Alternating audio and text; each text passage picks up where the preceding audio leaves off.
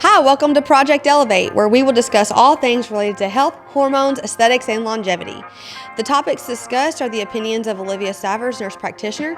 They are not intended to diagnose or to treat any conditions. If you have any questions regarding your personal health, please talk to your personal healthcare provider or see us at Elivate Wellness. Now let's get to the show. Okay, here we are back with episode number 13.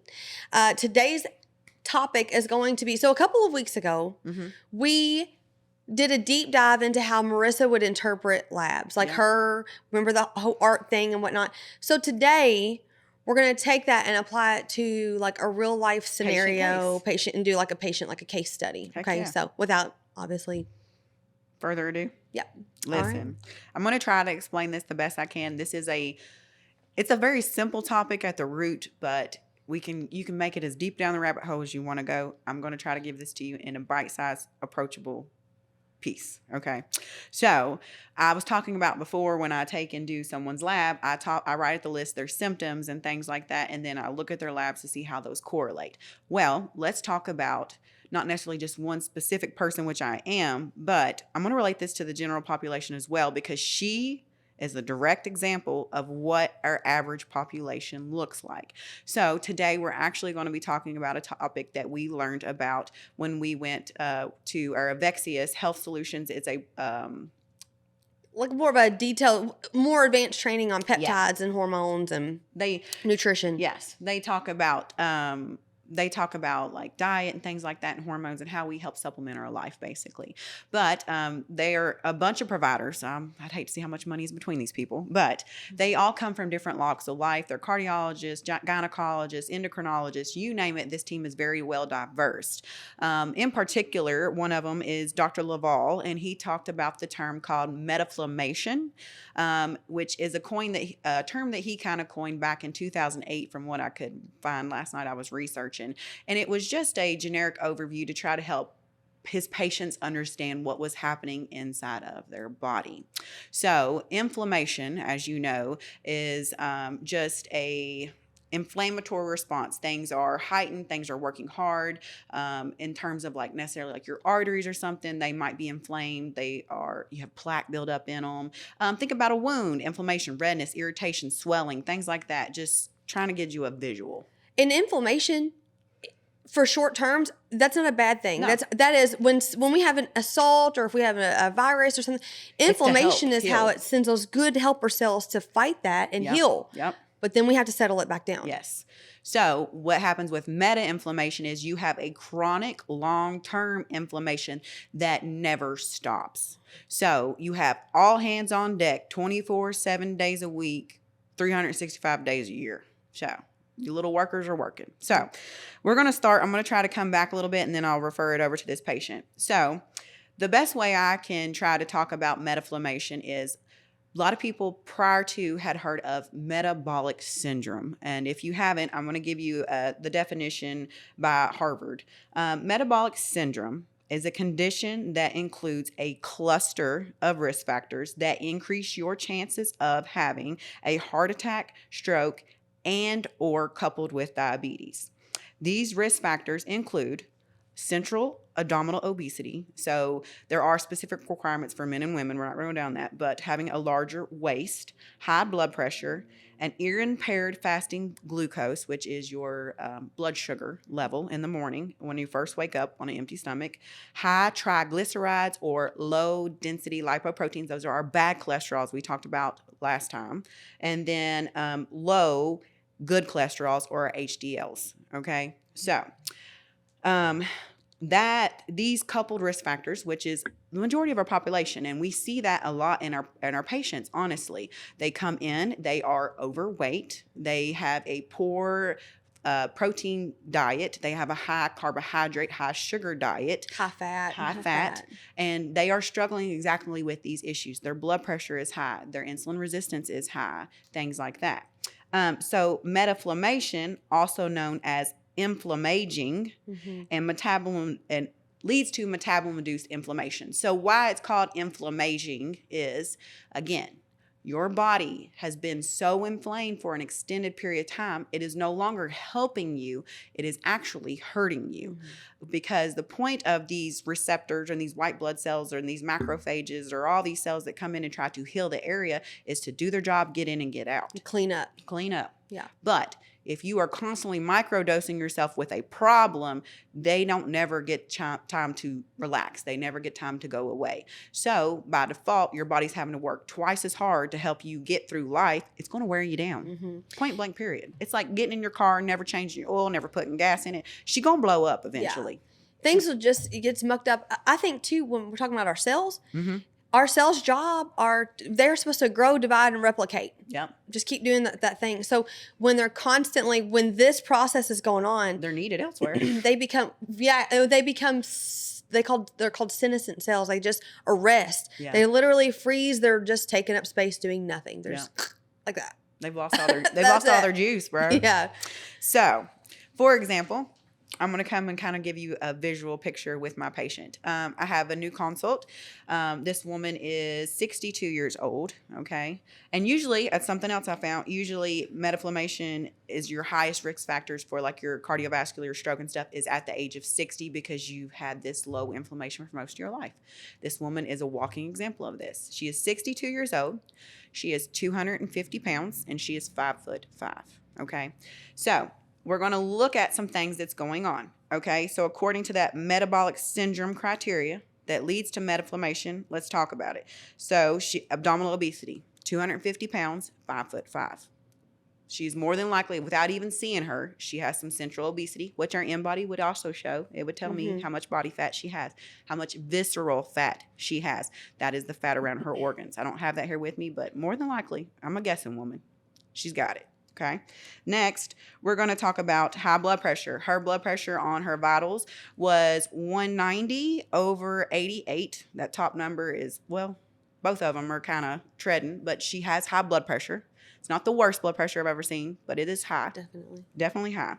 And then let's talk about impaired fasting blood glucose. So last week, I talked about your CMP. We can see a snapshot of your sugar that morning. I look at your sugar, your insulin, and your A1C. Let's look at hers.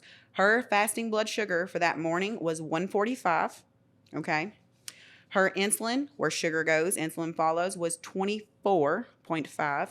And then her A1C is 6.5. She is now a diabetic. I don't know if she knows this yet or not, but she is a diabetic. Okay. Next, the next thing it talks about in this metabolic syndrome is her cholesterol. So we go down to her cholesterol. Her total cholesterol is high. Her HDLs are 36, which is low. We like it above 50 here. We need those good cholesterols, those good fats in order to help produce hormones, in order to help clean out our arteries, things like that. Her LDLs and her triglycerides are through the roof. So she's clogging up every artery she's got. She is a walking cardiovascular risk. She is at her highest risk. And she likely does have cardiovascular. Yeah, she has more than disease. likely. Yes, she does have cardiovascular issues because she has high blood pressure. And then let me go next. So let's talk about also, there's some couple markers we talked about before. I don't know if I actually did say this, but we also check a CRP and a homocysteine level. This is truly just an inflammation markers. Hers are through the roof. She is inflamed. Meta-inflammation. She is inflamed. Okay. Take it a step further as well. She is postmenopausal and her hormones are non-existent. There is something on our lab that says DL, and that's a detectable limit that we should have on our labs. That tells me whether or not you are in appropriate range. There is like a little less than sign beside of it sometimes when that number is so low, it's below detectable levels. Her hormones are obsolete. This happens as we age, yes, but the best way I can explain this, and I talk to my patients about this, when you already have issues with poor cholesterol, obesity, impaired sugar, and things like that, I want you to think of your arteries as a watering hose, okay? When you get it fresh out the wrapper, she's nice and flexible, she's bright green, she's pretty, you're spraying your flower bed, the water's flowing, she's got a good old spray. You forget and you leave it outside for however long, and you come back later, there was a little bit of water in there, it gets rusty. It gets hard. It ain't bending like it used to. Your hormones honestly help keep your arteries like that rope, like that watering hose, keeps them flexible. So we have lost all of our hormones. We have lost all that flexibility. I've built up all that bad cholesterol in my bloodstream. I have sugar molecules floating around that's causing these little micro tears and nicks, and it's just ripping my arteries to shreds. So we are increasing our risk of a stroke and a heart attack because we've lost that vitality of it. She is someone who needs to obviously change her diet. She needs to change her hopefully get some like physical movement going on as well. And she would benefit from hormone replacement therapy because, go ahead. Oh, go ahead. I'll intervene here for just a second. But yeah. Because too, we are wanting to work on the building blocks of a foundation. We have to reduce some of that inflammation through our diet. And then also by helping dilate and open up and bring some of that flexibility back to those arteries and veins and stuff like that, we're going to reduce our cardiovascular risk. Because as that hose sits there and then we try to shove water through it and it's rusty, think about that rust popping off and those particles popping off, and that's really what's going to go to your heart and your brain, and that's what could lead to these problems. Go ahead now. Well, I would say this one here is a tricky one, even though this is a pretty common thing that we see. This one would be a tricky one because of the likelihood that she has cardiovascular disease. So she definitely needs hormones. She's more than likely, maybe if you're shooting based on the averages, maybe 10 years postmenopausal, if you're saying 50 is the average age. So this is a prime example of if we need to start hormone therapy earlier to prevent some of these things going on. In her case, yes, would she benefit from hormone therapy? Yes. Absolutely. But she may need to see cardio first to get some clearance to assess the degree of her cardiovascular disease. Because as Marissa just mentioned, when we're talking about the water hose being flexible and stuff, things like estradiol will cause that. But if there's a plaque buildup there, and then you break it loose, and then you cause it to be flexible, you could break a plaque loose, and it is a small risk, and it's only an increased risk for that first year of starting hormone therapy. It's not but it would be beneficial for her to probably see cardiology, and then, but again, earlier on, definitely could have benefited early for sure. And then something else too, like I hear patients coming in, and she's not the only one. I hear patients coming in all the time that kind of look similar to this. Maybe not so much like past their menopausal situation, but women start complaining of weight gain, and their sole focus is, I always want to lose weight. Yes, you're right. Weight loss will help supplement you because it's going to bring some of that inflammation down. Adipose tissue, which is the fat tissue, people don't realize. And I have it written down here. Fat tissue also sends out hormones, proteins, and then something called, and I said I wasn't going to talk about this, but I am a little bit too, is cytokines. Did I say that correctly? Yeah, cytokines. So fat has a purpose. It keeps us warm. It keeps us insulated. It's a barrier. It's a protective thing. However, unfortunately, in the life that we live, we have an over surplus of adipose tissue. So we get hormone dysregulation because this adipose tissue helps produce our hormones too. But those cytokines are those inflammation things like that. When you have a large amount of that adipose tissue, you're basically just bolusing your body with inflammation from these cytokines. They're sending out these messengers like, hey, exactly, we have a problem. We have a problem. But we try to talk about people here about, I think people get confused that we're trying to shove hormones down people's throat, and that's not it.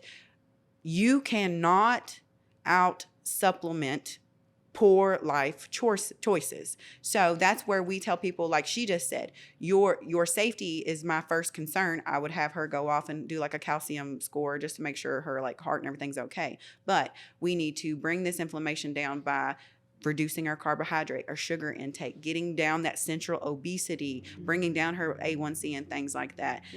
But she talks about in her symptoms, fatigue, brain fog, joint pain, muscular pain.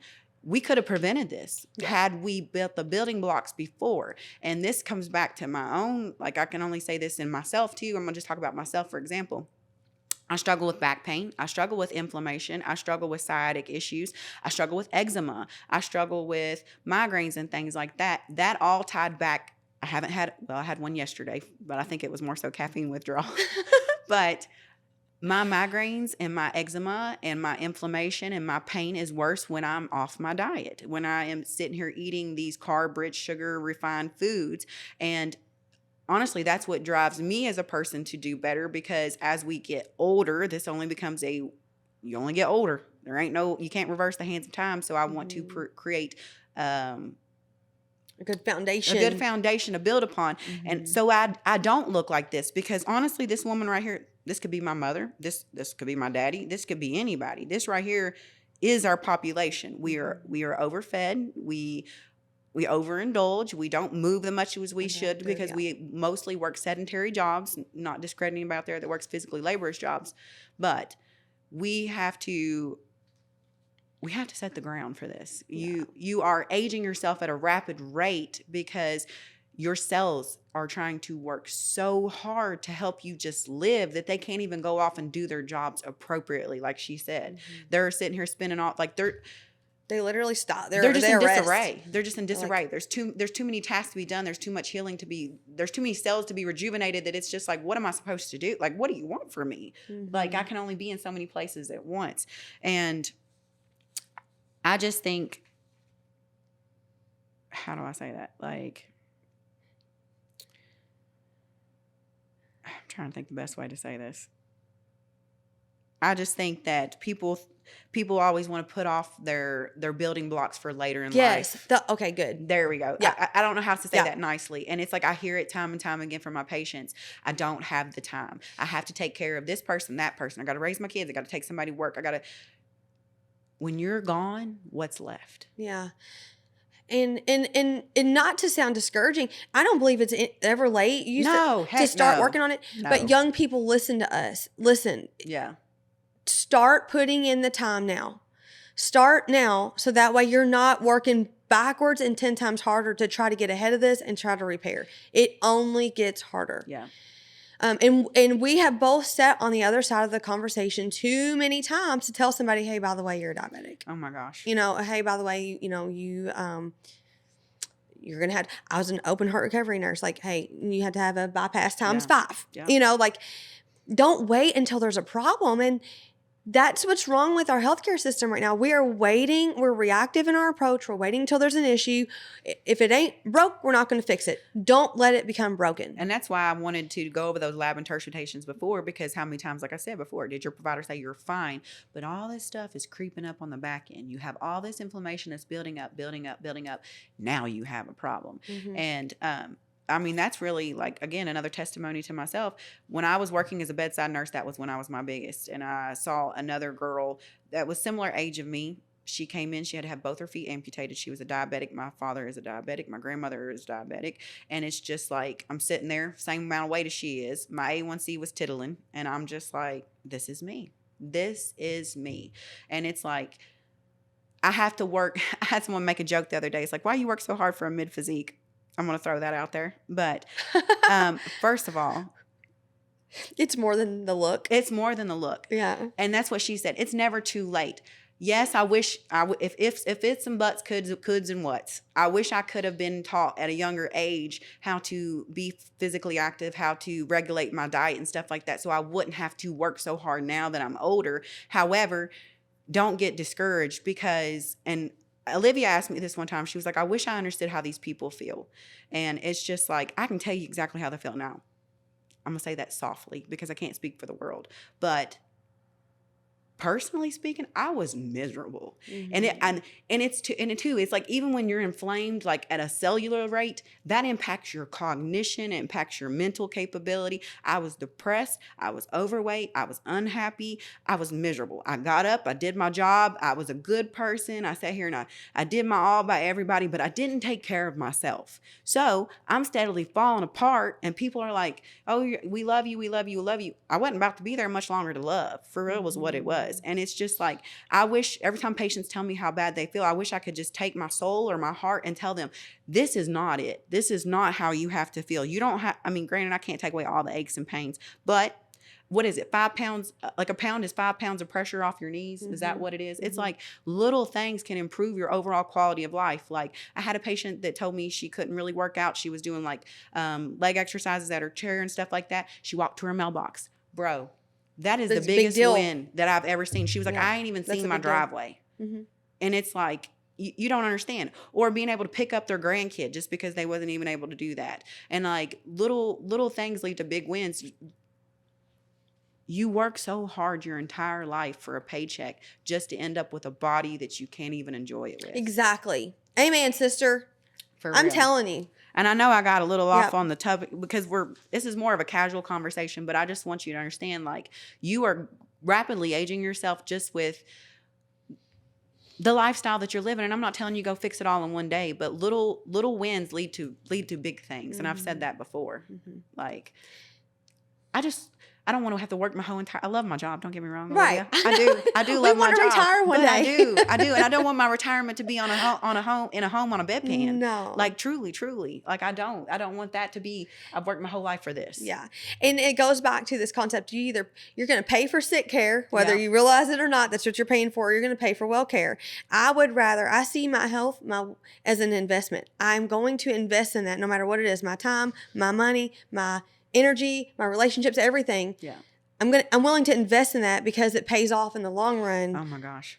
It just does. And that's like we have patients all the time. Well, I have health insurance. Why don't y'all take that? I know. First of all, They're meant to keep you sick. yes, your insurance comes into effect when you have a problem, granted, and I get we need it. But it's just like you're pouring all this money into something to like later on, like to have a problem for them, still possibly even bill you then, versus You're betting against yourself too. back facts. You're just basically putting a little honey pot in case like, well, I'm just going to ruin my life. Let me just have this here. Just think, which we granted, okay, There's catastrophic, emergencies. Yes, things there's will happen. emergencies. But yeah, they're kind of like, they're in a way, it's kind of like they're making fun of you. Like, we're betting you're not going to get sick. You're betting you are going to get Yeah. sick. Who's winning? Big facts. And that's so funny too, because I recently applied for my insurance, and I know we're off on topic too. I had to apply for my own personal insurance, and it was like the less comorbidities you had, it was almost like he was like, listen, he was like, you can only get approved for this much. The more problems you have, the more money you're going to put on your insurance too, because they see you're a problem, they see you're going to take more things. But it's a scheme, bro. I don't even know how to say that. It's a scheme, but I don't know if this even made sense. I think it did. It did. I think it definitely did. I hope it did. Yeah. But I feel like this right here is a representation of people. Like, it sounds little when I tell you have high cholesterol. It sounds little when I tell you your blood sugar. But 5 years from now, how did that progress? What did we do? It's only going to get worse unless you make it get better. And I tell her this, like I was driving home yesterday and I'm like, how much money do people spend in their cars? You change your tires, you change your oils, you get tune-ups. Well, I hope you do. You might be running around with like a hot engine, who knows?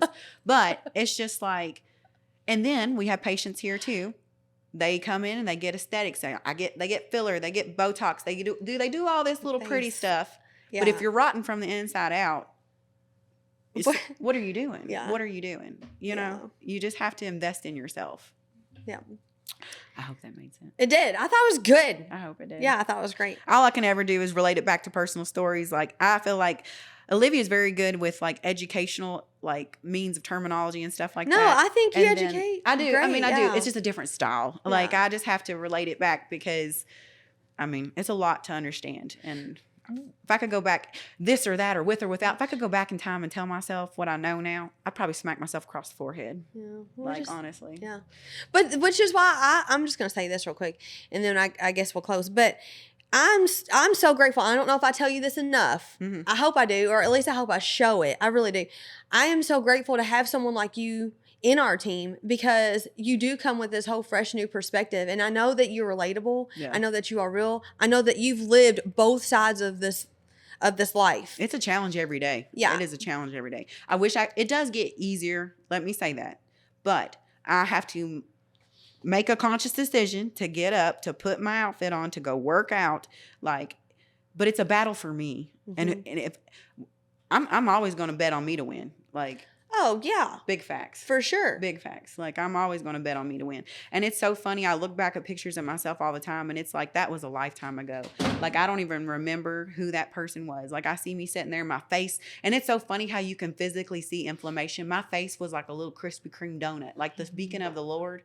And it's just like, I'm like, who is that person? And I think back about how I felt, and I'm like, you were miserable for no reason. Well, you didn't know. I didn't know. You don't know. And that's what I try to tell my patients all the time. Like, That's why I said I wish I could give them that feeling. Like, you don't know how great you can feel until you get there. And if you're willing to work at it. And if you're willing to work at it. And then, like, to relate back to our last podcast topic, we was talking about with, like, your walk with faith, you will meet resistance. The walk with health, you will meet the resistance as well. Man, that's the next one. Oh my gosh. Be ready. You don't even know. Yeah. How many times people have, you deserve it. You work so hard. Yes. And I'm going to continue to work hard. It doesn't end. It does not end. And that little piece of whatever is not worth what I balance, but it's just not worth everything that I've gone through to make me feel the way I do. But with or without it? With or without it. So since we're talking about metaflammation and Oh my inflammaging, yeah. So a big part of that is not only what we're taking in, but how are we going to detoxify that and get it out, right? Yep. So our health. topic, are you with or without? We talk about bowel movements. We talk about poop a lot around here. A lot of your inflammation or your metaflammation comes from your gut, guys. Listen, what you eat is what you are. Mm-hmm. Ain't no way around it. Reason why you can't poop is because of what you put in. Yep. Okay. So in response to that, a lot of people's first, like a knee-jerk reaction is to do things like a laxative or stool softeners. And so are you with or without like Miralax and stool softeners and all the things? Thankfully, I've only ever needed it once in my life. And that was the most horrific scene of my life as well. So I'm without it. Honestly, I'm without it because I can poop. I can poop. Your pooping problem is not my pooping problem because I take care of mine with fiber and berberine and a good diet high in cruciferous vegetables. Probiotics. Yes. My mother, bless her heart. I hope she watched my podcast, but I'm kind of scared. That woman can go weeks without pooping. And it's just like, you know how much toxins is just floating around in your body? Yeah. Oh my gosh. Shoot, I used to make fun of people who were bowel obsessed, like not make fun of them, but In I'm the like, nursing man, home? yeah, like, is it really that big of a deal? You've been in the hospital for 3 days and you can't poop? Yeah. It Because is. I'll go one day now and I'm like, okay, I'm not even the same person. Yeah. So, You got to feel miserable not pooping. yeah. Oh gosh.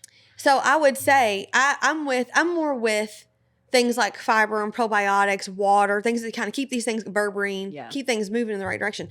I'm not a big fan of constantly giving Miralax for that. Oh my gosh. For heaven's sakes, lay off. These kids are on Miralax like for their whole lives, like Yeah. kids. And I've seen GI maps from these kids. They have no commensal bacteria. What is None. that, though? Tell They're them what flesh. That's your good normal gut flora that you have to have for healthy, like homeostatic gut. Yep. They're fleshed out. Yeah. So The reason why your kids got poop problems is because you got poop problems. Your gut is their gut. Just so you know. Yeah. Learned that yesterday. The more you know. So don't knee jerk, like incorporate more fiber slowly. Incorporate more fiber, move your body, drink your water. Then we'll go from there. Heck yeah. All right. I'm just trying to get you to be young and sexy forever, you know? Decrease the inflammation. You won't age as fast. Fiber creates flat bellies. Someone told me that one time and it is true. Big facts. Yep. All right, you all. We'll catch y'all next time. Peace out, Girl Scout. Hey, thanks for tuning in. If you enjoyed our content, please comment, like, and share our show. To stay up to date with our practice, please visit our website at www.elevatewellness.com or to subscribe to our YouTube channel, and be sure to follow us on Instagram and Facebook at Elivate Wellness LLC.